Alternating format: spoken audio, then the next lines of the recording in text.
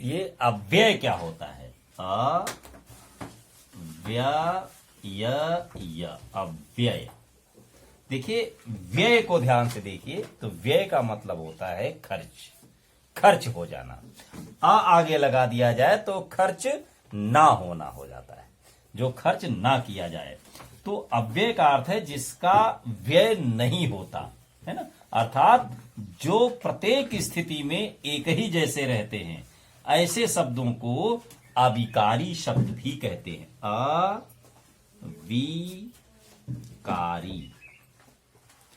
अविकारी शब्द, अविकारी शब्द कहते हैं इन्हें।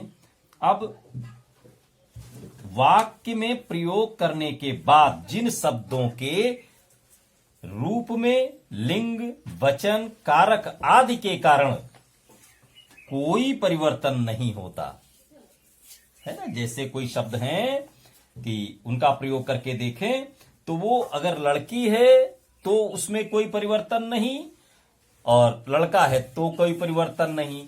जैसे शब्द है बहुत, वह बहुत खाता है। अब देखिए बहुत शब्द लड़के के लिए है, लेकिन वह बहुत खाती है, तो बहुत देखिए दोनों में एक ही है, सेम। तो ये क्या है? ये अव्यय है, ये अविकारी शब्द है जो परिवर्तन नहीं होता, जिसमें बदलाव नहीं होता, हमेशा बहुत ही रहेगा, है ना। तो जैसे जल्दी, जल्दी उठो।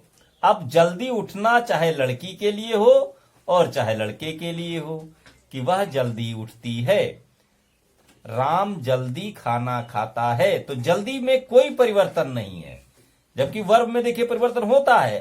पुरुष है तो खाता है और लड़की है तो खाती है, फर्क पड़ जाता है। लेकिन ये जो ऐसे शब्द जिनमें कोई परिवर्तन नहीं होता है, इन शब्दों को कहते हैं अव्यय। ये विशेषण ही होते हैं, ये किसी न किसी तरीके से विशेषता ही बतलाते हैं। शीघ्र, परंतु, ये शब्द जो हैं ये बदलते नहीं हैं, इन्हें अव्यय कहते हैं। अब आइए इनके भेद, इनके 4 प्रकार के होते हैं। ये 1 नंबर पर क्या होता है? क्रिया विशेषण। क्रिया विशेषण,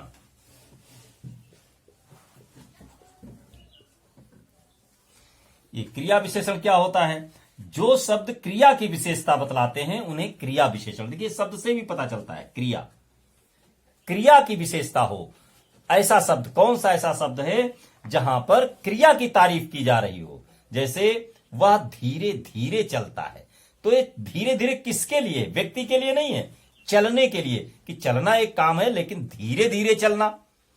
तो उस चलने की तारीफ की जा रही, चलने की क्वालिटी बताई जा रही है। तेज दौड़ना, तो तेज है, धीरे धीरे है ना।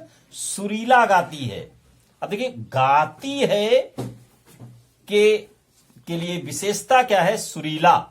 तो ये जब क्रिया की विशेषता बतलाने वाले शब्द जो होते हैं उसे हम क्रिया विशेषण कहते हैं। ठीक है। अब आइए दूसरा, समुच्चय बोधक। समुच्चय,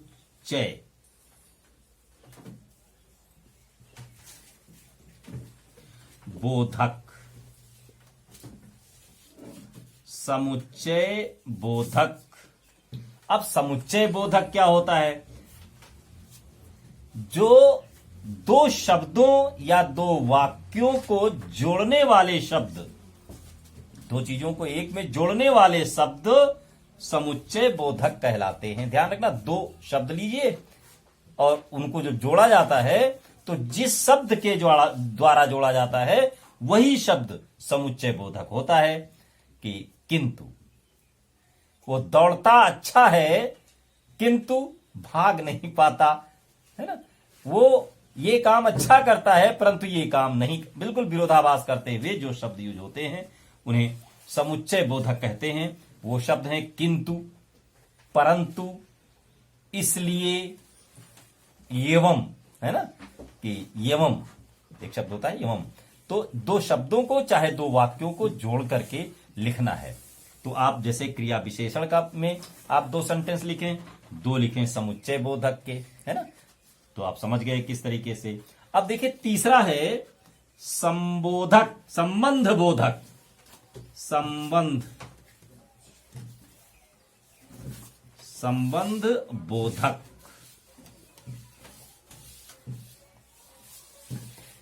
अब संबंध बोधक क्या है? जैसे संज्ञा या सर्वनाम का संबंध वाक्य दूसरे शब्दों के साथ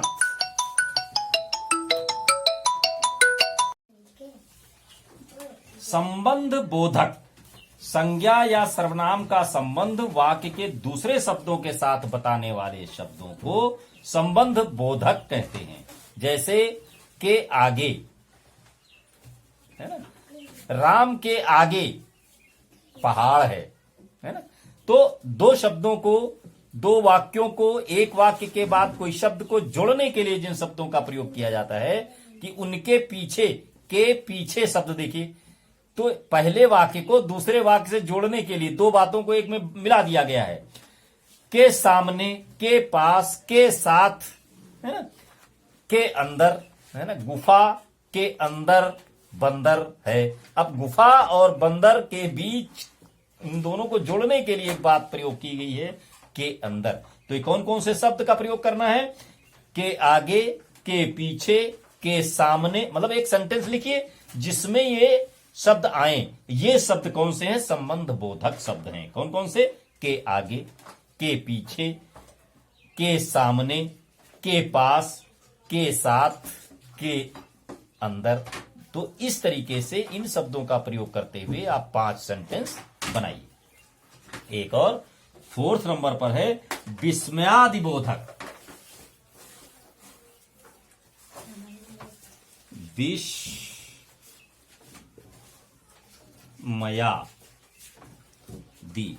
विस्मयादि बोधक।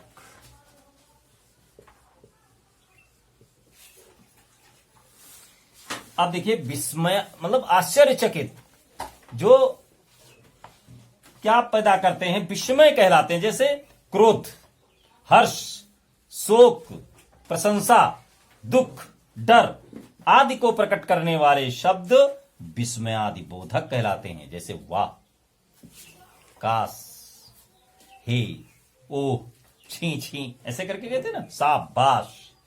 तो जो आश्चर्य कर देते हैं या क्रोध दिला देते हैं, हर्ष प्रति उसको हर्ष महसूस होता है, प्रशंसा होती है, ऐसे शब्दों को हम विस्मयादि बोधक कहते हैं। और इससे संबंधित ये 4 टाइप के हुए, और इन चारों टाइप के 2-2, 3-3 सेंटेंस आप बनाइए जिसमें इनका प्रयोग किया जा रहा हो, है ना। शाबाश, कर लोगे ना? तो इनको करिए। और एक बार वीडियो मान लीजिए कुछ भूल गए हो तो उसे भी देख लीजिए और शेयर भी कीजिए, अपने मित्रों को बताइए, सबको दिखाइए। धन्यवाद।